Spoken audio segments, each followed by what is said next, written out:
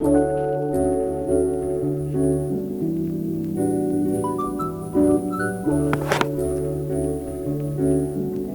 take a look at the Galaxy S21 and S21 Plus.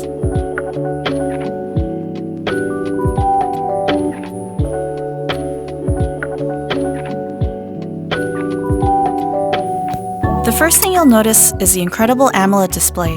Both the S21 and S21 Plus have displays that are flat with minimal bezels, vivid colors, and super smooth refresh rate. Now let's take a look at the back of the phone. You'll immediately notice a new camera design. It houses a triple camera system that is versatile for your everyday photo and video needs. Here on the S21 Plus in Phantom Violet, the camera housing blends into the side frame.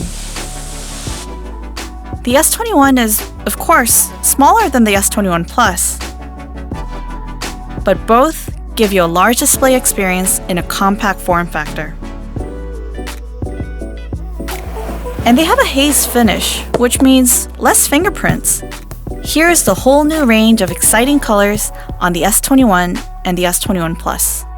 These are great smartphones for your everyday, and more.